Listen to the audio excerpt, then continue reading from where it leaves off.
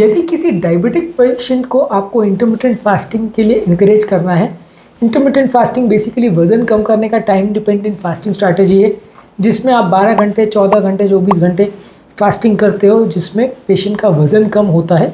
Basically intermittent fasting diabetes वाले patients के लिए बहुत ज़्यादा फ़ायदेमंद है, क्योंकि इसमें कई बार डायबिटीज़ पूरी तरह से रिवर्स भी हो जाती है।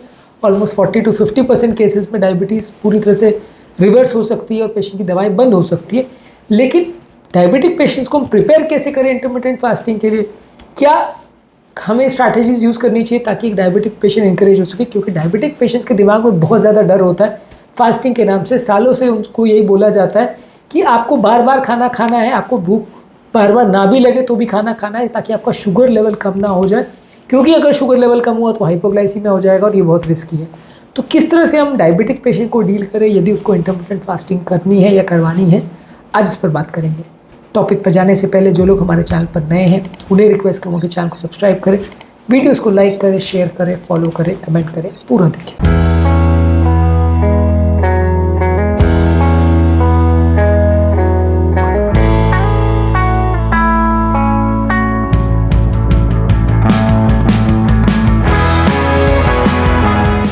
सबसे पहले तो ज़रूरी है कि आप कोई भी डायबिटिक पेशेंट को डायरेक्टली या बिना डॉक्टर से पूछे हेल्थ केयर या कोई भी तरह का डाइटिंग रेजिमेंट पर नहीं लगाना चाहिए, क्योंकि इंटरमिटेंट फास्टिंग वैसे भी अपने आप में एक फास्टिंग का रेजिमेंट है जो कि कभी कभार डायबिटिक पेशेंट में हाइपोग्लाइसीमिया कर सकता है, यानी शुगर लेवल को ज़्यादा कम कर सकता है, डेंजरस लेवल्स पर भी पहुँचा सकता है यदि प्रॉपर ध्यान ना दिया गया तो ऐसे पेशेंट्स में जब कभी भी आप फास्टिंग कर रहे हो तो मेडिसिन का एडजस्ट करवाना, टाइमिंग का एडजस्ट करवाना, पेशेंट के डाइटरी शेड्यूल्स का एडजस्ट करवाना, ये सारी चीज़ें बिना किसी लोकल डॉक्टर की सुपरविजन के नहीं होना चाहिए। इसमें कई बार क्या होता है कि पेशेंट्स इधर उधर से पूछ के, एक दूसरे से पूछ के स्टार्ट कर तो देते हैं, लेकिन कौन सी दवाई उनको चल रही है, वो कितने डोज पर चल रही है, उससे क्या इफेक्ट, साइड इफेक्ट्स हो सकता है, वो दवा कितनी जल्दी या कितने धीरे असर करती है, ये सारी ही चीज़ें यदि आप प्रॉपरली डिस्कस करके नहीं प्लान करोगे तो दिक्कत आएगी, आपको पेशेंट्स को मैनेज करना मुश्किल हो जाएगा। इसलिए आपके लोकल डॉक्टर जो भी अवेलेबल है, जिनको फास्टिंग के बारे में थोड़ा एक्सपीरियंस है या डायबिटीज़ के बारे में अच्छा खासा एक्सपीरियंस है, वैसे किसी व्यक्ति के साथ आप डील करें तो चांसेस अच्छे हैं कि आपको लॉन्ग टर्म फास्टिंग में रिजल्ट अच्छे मिलेंगे।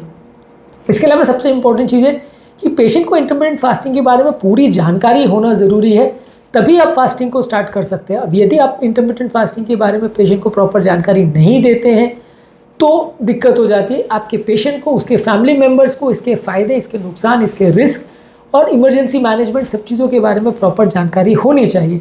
यदि इंटरमिटेंट फास्टिंग के लिए हमने उसको खाली ये बता दिया कि 8 घंटे से या 12 घंटे आपको कुछ नहीं खाना है, रात से सुबह तक नहीं खाना है, तो काफ़ी चांसेस है कि वो गलतियाँ करेगा या उसको बेसिक कॉन्सेप्ट ही नहीं समझ में आएगा, या फिर वो करेगा भी तो गलतियाँ करेगा, प्रॉपर मोटिवेशन भी उसको नहीं मिलेगा। उसको इससे क्या क्या फ़ायदे हैं, एक तो वज़न कम हो रहा है, कोलेस्ट्रॉल कम हो रहा है, बीपी कम हो रहा है, हार्ट अटैक का चांसेस कम हो रहा है, इन्फ्लेमेशन कम हो रहा है, डायबिटीज़ रिवर्स हो रही है, बहुत सारे तरह के फ़ायदे हैं, बहुत सारे तरह के कैंसर्स का चांस भी कम होता है। तो फ़ायदे तो बहुत सारे हैं, लेकिन शुगर लेवल के खासकर कम होने का सडनली रिस्क होता है।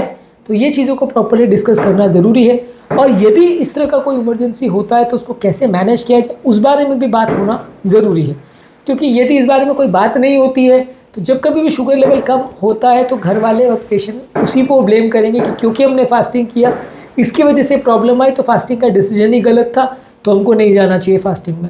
तो ऑब्वियसली अगर आप फास्टिंग कर रहे हो तो थोड़ा बहुत शुगर कम होने का रिस्क तो रहेगा, क्योंकि शुगर लेवल्स कम होने का पैटर्न हर पेशेंट में अलग होता है। तो जब आप फास्टिंग कर रहे हो तो आपके घर पे क्या डाइटरी पैटर्न चल रही, कौन सी दवा चल रही, क्या चल रहा है, उसके हिसाब से यदि आप एडजस्ट करने की कोशिश करते हो तो आपको कई बार दिक्कत आती है, आपको डायबिटीज़ मैनेजमेंट करने में प्रॉब्लम्स आती है।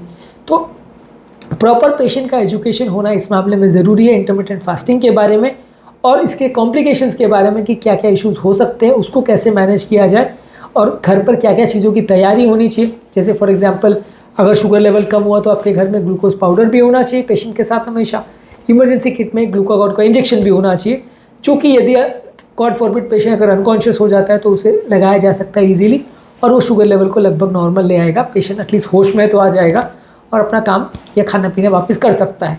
तो ये सारी चीज़ों के बारे में आप अगर पेशेंट को एजुकेट नहीं करते हो तो फिर इंटरमिटेंट फास्टिंग को मेंटेन करना ज़्यादा मुश्किल पड़ेगा, क्योंकि अपने आप में ये एक टफ स्ट्रैटेजी है। समझना और मैनेज करना वैसे इतना टफ नहीं है, लेकिन कई बार क्या होता है डायबिटिक पेशेंट्स में थोड़ा सा रिजर्वेशन होते हैं, थोड़ा सा प्रॉब्लम्स होती है पेशेंट्स को, वो चीज़ों को समझे समझाए बिना अगर आप फास्टिंग करोगे तो थोड़ा दिक्कत ज़्यादा आ सकती है।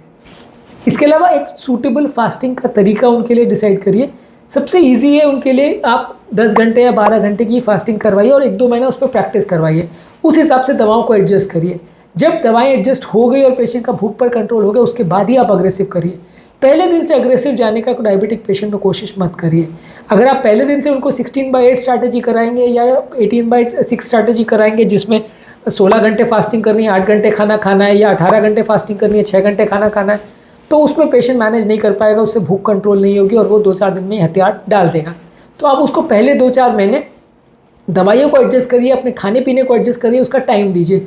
अब इसमें खाने पीने के हिसाब से भी बहुत सारी चीज़ों का प्रिकॉशन करना है। कार्बोहाइड्रेट्स को बिल्कुल कम करना है, मीठी चीज़ें बिल्कुल कम करनी है, तेल की यानी तली हुई चीज़ों को कम करना है, फाइबर वाली चीज़ें ज़्यादा खानी है, प्रोटीन वाली चीज़ें खानी है, अंकुरित चीज़ें दालें ज़्यादा खानी है, चावल को कम करना है, कोल्ड ड्रिंक्स फ्रूट जूस वगैरह को कम करना है। तो ये सारी डाइटरी स्ट्रैटेजीज़ पे पहले उसको 2-3 महीने आप करने दीजिए। 2-3 महीने जब पेशेंट उस पर प्रॉपरली मैनेज करेगा तो उसको एक तरह से आदत पड़ जाएगी वो तरह की डाइटरी हैबिट्स को, और खाने को और भूख को प्रॉपरली वो मैनेज करना सीख जाएगा। उसके बाद अब उसको प्रॉपर फास्टिंग स्ट्रैटेजी में लाइए और उसको पहले से बता दीजिए कि पहले 2-4 महीने बहुत ज़्यादा रिजल्ट्स एक्सपेक्ट ना करें, धीरे धीरे करके ही वज़न कम करने में रिजल्ट्स मिलेगा। शुरुआत में खाली हम उसको खाली यूज टू करवा रहे हैं ताकि उसका इंसुलिन रेजिस्टेंस थोड़ा कम हो जाए और दवाइयों की रिक्वायरमेंट्स थोड़ी कम हो जाए। फिर धीरे धीरे करके हम 12 से 13, 14, 15, 16 के स्ट्रैटेजीज़ पर जा सकते हैं।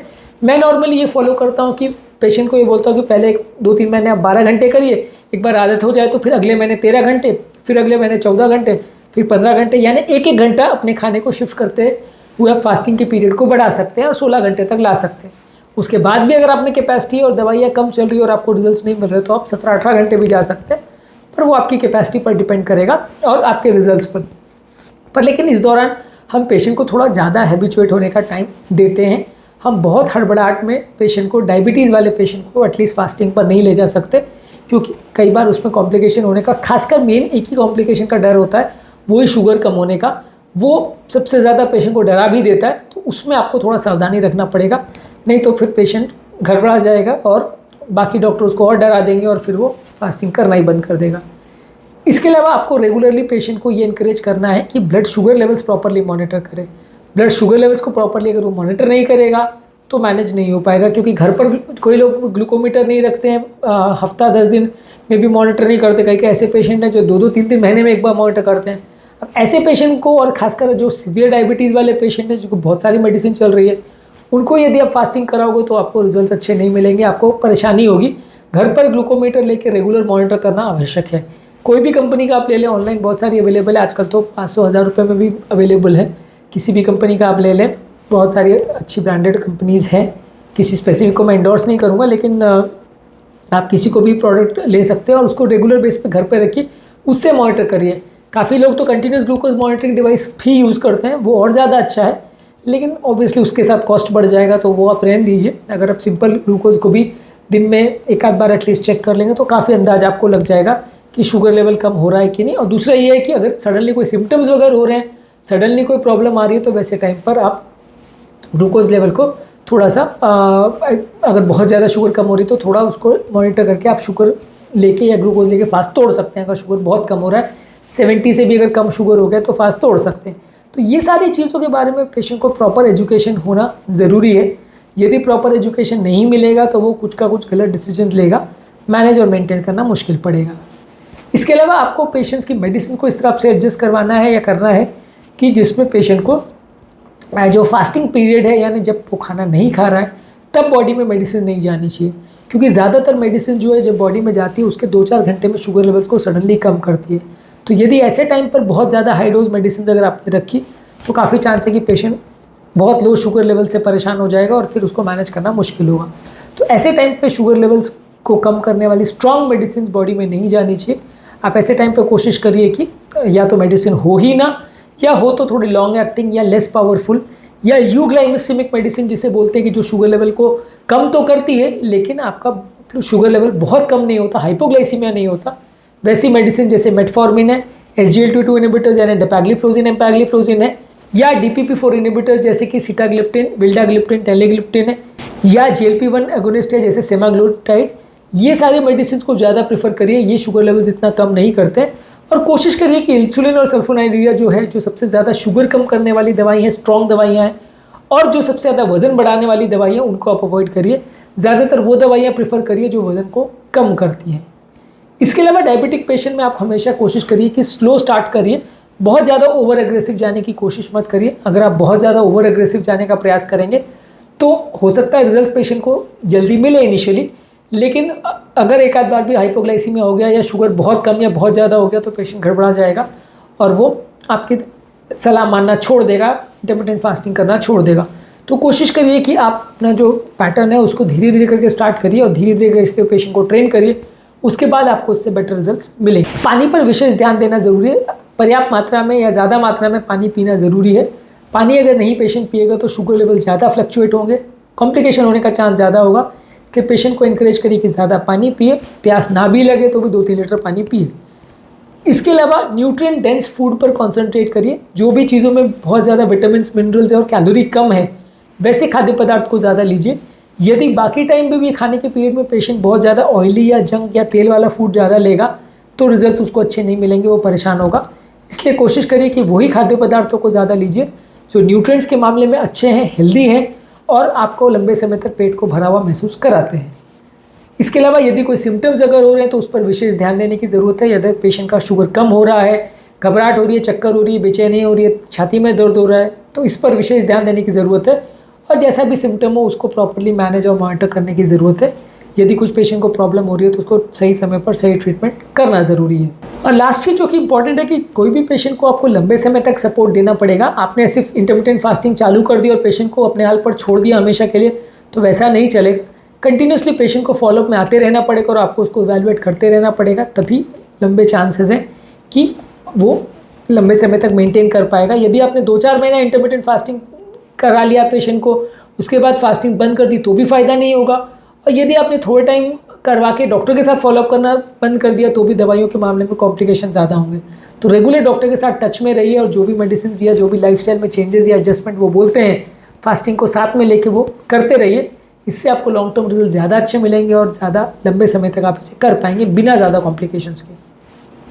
तो आज के टॉपिक में हमने बात करी कि यदि डायबिटिक पेशेंट को इंटरमिटेंट फास्टिंग करनी है या करवानी है तो क्या क्या चीज़ों का विशेष ध्यान देने की ज़रूरत है, क्या स्पेसिफिक प्रिकॉशंस है जो आप ध्यान रखोगे तो डायबिटीज़ में इंटरमिटेंट फास्टिंग कर पाएंगे और बिना ज़्यादा कॉम्प्लिकेशंस के, बिना ज़्यादा प्रॉब्लम के कर पाएंगे। उम्मीद करूँगा कि आज के टॉपिक में कुछ नई बातें जानने को मिली होगी। जो लोग हमारे चैनल पर नए हैं उन्हें रिक्वेस्ट करूँगा कि चैनल को सब्सक्राइब करें, वीडियोज़ को लाइक करें, शेयर करें, फॉलो करें, कमेंट करें, पूरा देखें।